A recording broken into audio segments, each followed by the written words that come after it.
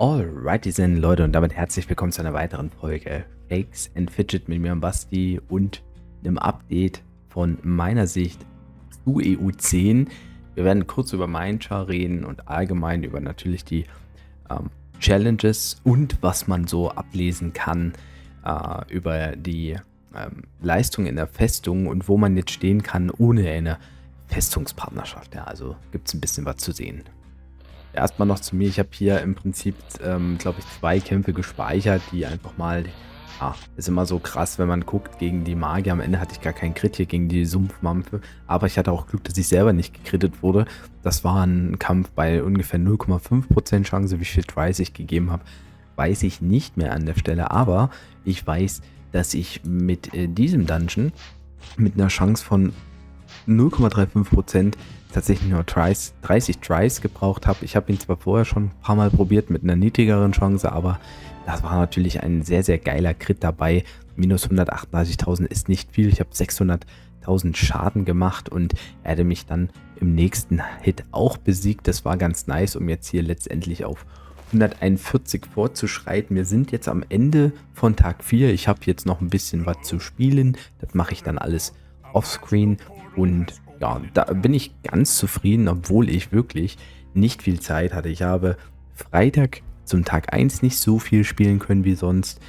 Ich habe Samstag hauptsächlich gespielt, Freitag zu Samstag direkt, dann ein bisschen am Handy tagsüber und dann nochmal, ja, sagen wir mal Samstag, so 20 Uhr rum habe ich noch relativ viel gemacht. Eine halbe Stunde lang am Rechner und dann war ich am Ende auch nur noch am Handy online. Ja, Sonntag war es dann ein bisschen besser, konnte ich ein bisschen was machen abends. So 2 Stunden am Rechner und heute entsprechend auch hauptsächlich abends, habe tagsüber aber auch ein bisschen die Festung gespielt, da wollen wir gleich mal reingucken. Also man kriegt im Prinzip, ja, da wo ich in der Festung bin, auch solche Gegner, nicht immer. Das liegt daran, da ich natürlich, seitdem ich die Festung gebaut habe, auch angegriffen habe.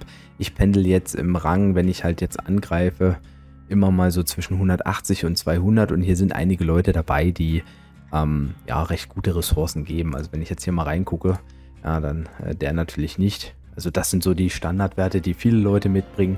Das heißt, die haben einen Ausbau von ungefähr 7 also 6 oder 7 an dieser Stelle in der Festung. Das ist okay. Manche haben weniger Steine wie der jetzt hier.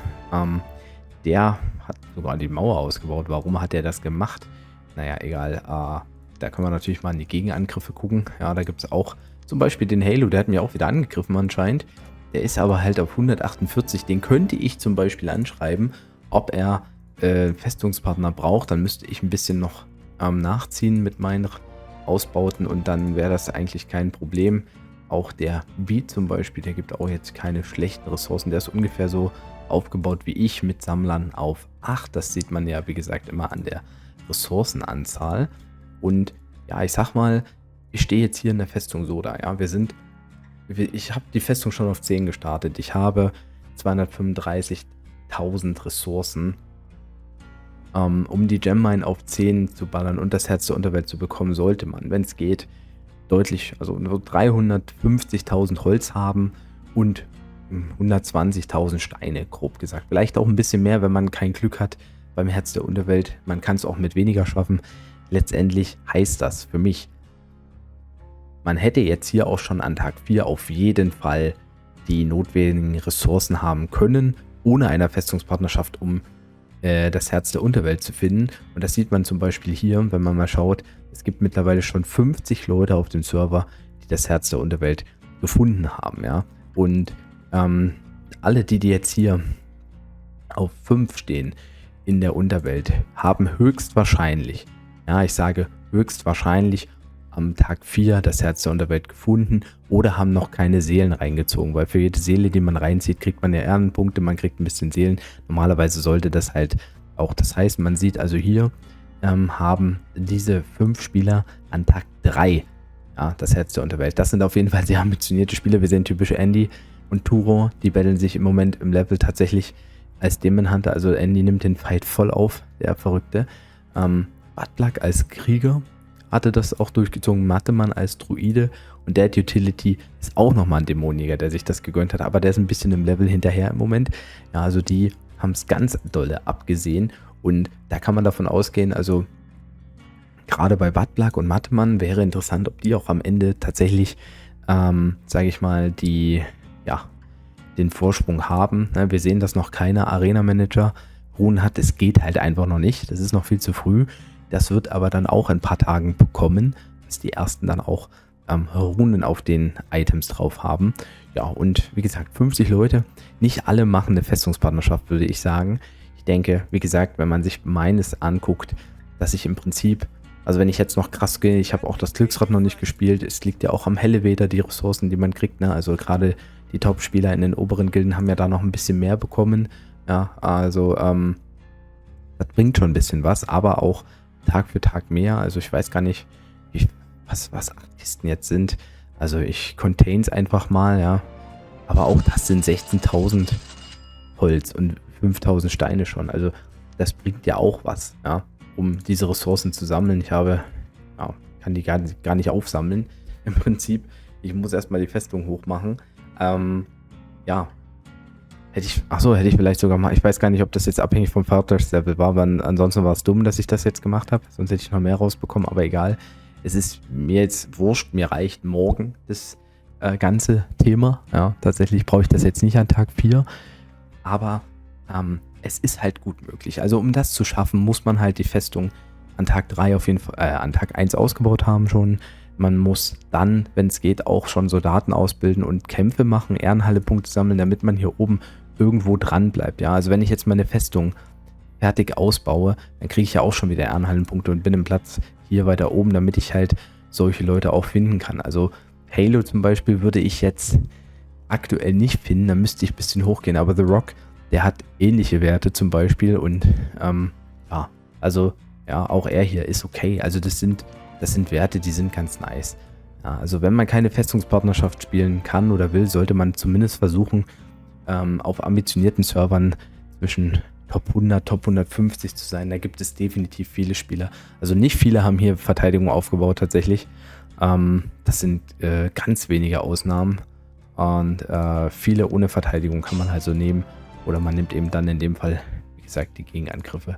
Das ist ja auch machbar. Ja, also da kommt man ganz gut über die Runden. Zumindest bis Rathaus 10 und Herz der Unterwelt. Dann, je höher das Rathaus wird, dann desto mehr ist eine Festungspartnerschaft sinnvoll, weil dann tatsächlich natürlich mit höherem Festungslevel kriegt man weniger Ressourcen und so. Das ist vollkommen klar.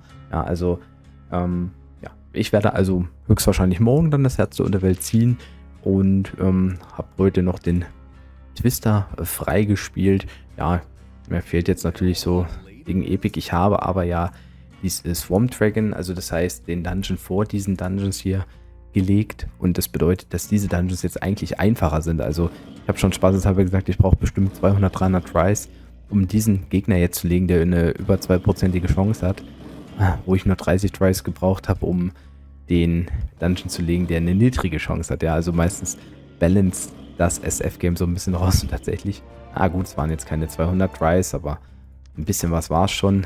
Der hat, glaube ich, jetzt knapp eine Chance von 1%, aber hey, das ging jetzt relativ fix und jetzt würde ich natürlich gern, um das Video noch abzuschließen, den auch noch mitnehmen. Wenn ich jetzt richtig viel Glück habe, ja, dann droppt der mir eine Epic-Waffe.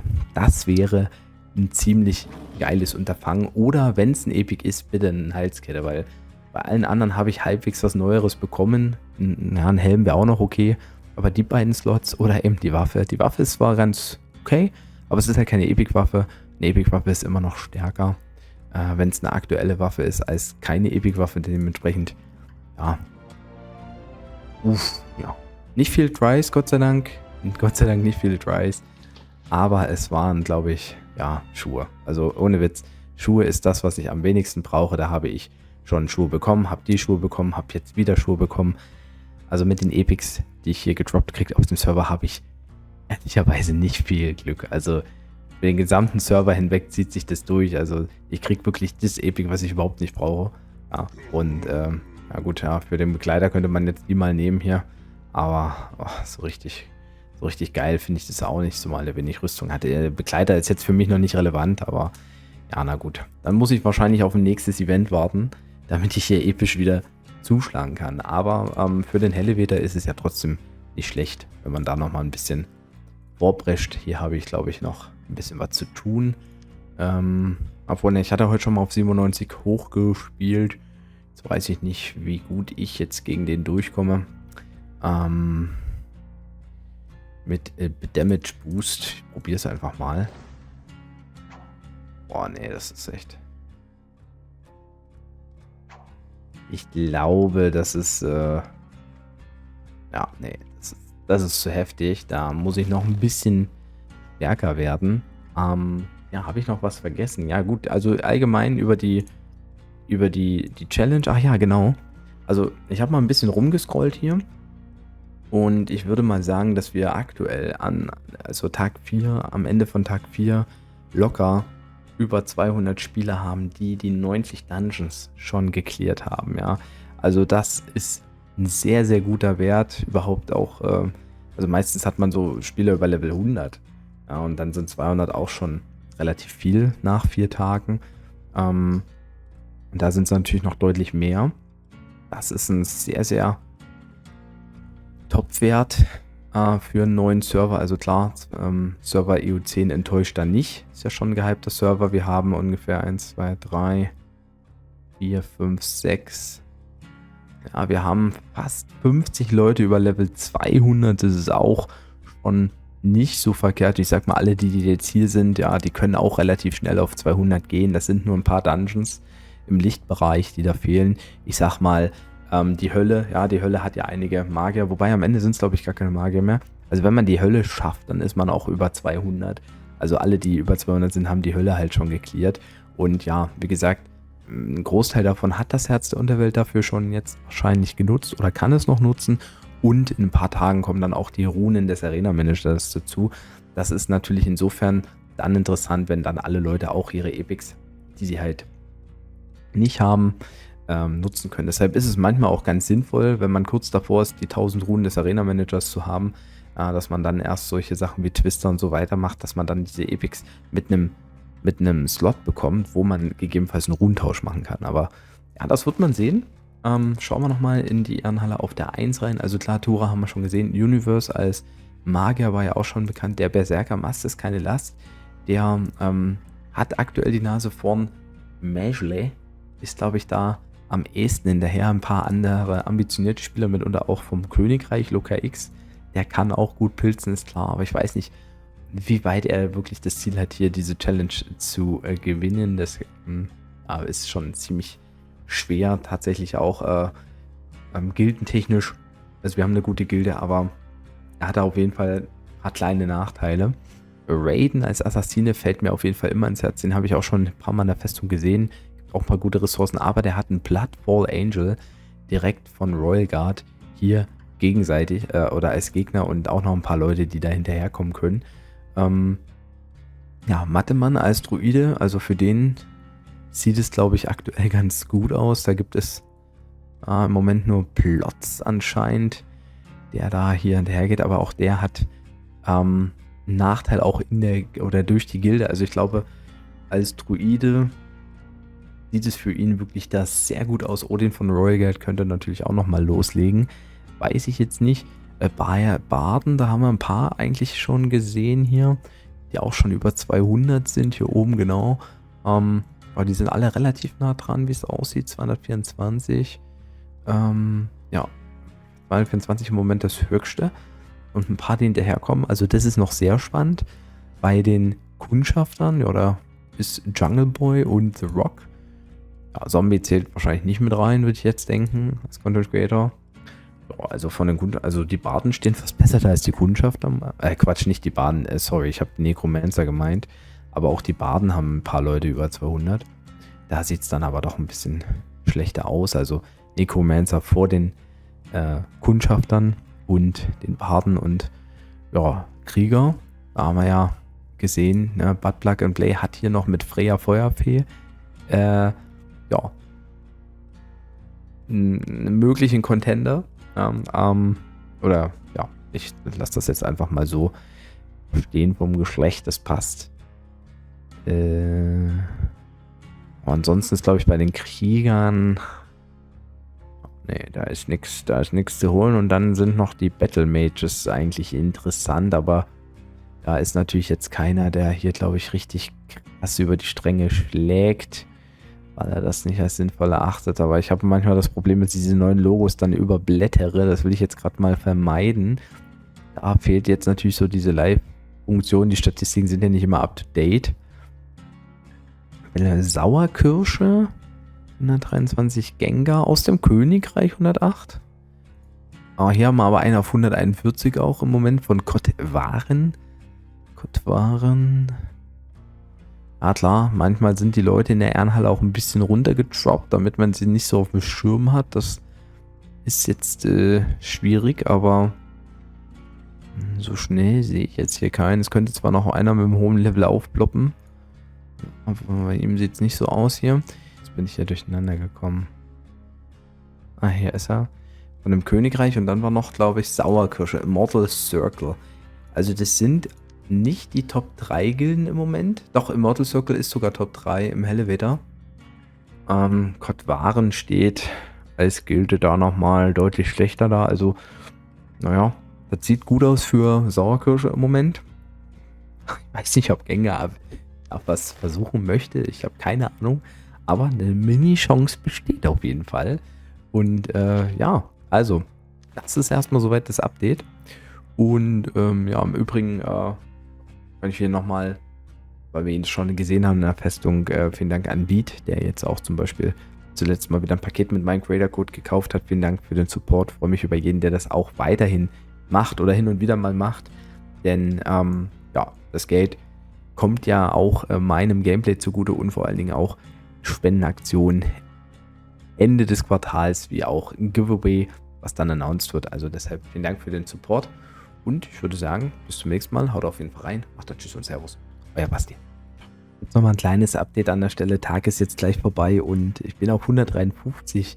Und tatsächlich muss ich sagen, hatte ich nochmal 2 nice Dungeons. Also einmal den hier, ne, mit 148. Ja.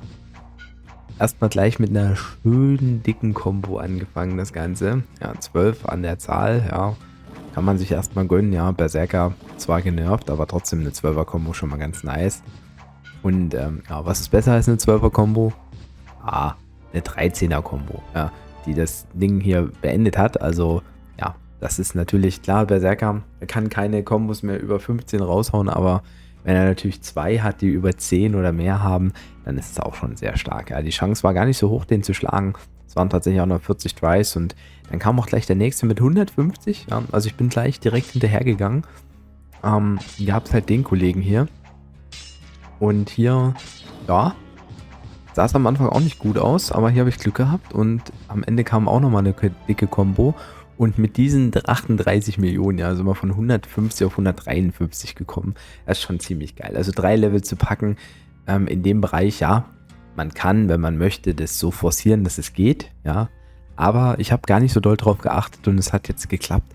Das hat mich irgendwie schon nochmal ein bisschen abgeholt. Und im Übrigen bin ich jetzt zum Ende des Tages, also ich habe die Festung jetzt durchgezogen, also habe ich jetzt 340.000 Holz, 105.000 Steine. Also ich könnte jetzt schon in die Richtung Gemmine Push gehen, aber ich lasse noch, wie gesagt, 0 Uhr vergehen, noch ein paar Ressourcen mehr ansammeln. 0 Uhr ist jetzt gerade am Start. Da kann man ruhig noch ein bisschen abwarten. Achso, fuck, jetzt habe ich aber, glaube ich, vergessen. Ich glaube, ich habe nicht geclaimed, ey. Ich glaube, ich habe es vergessen. Naja, gut. Die XP sind jetzt nicht so krass in dem kleinen Levelbereich, aber trotzdem war es ein bisschen ärgerlich. Sollte man auf jeden Fall immer dran denken, ne? Also, ja, nehmt euch kein Beispiel an mir, Brudis und Schwestern.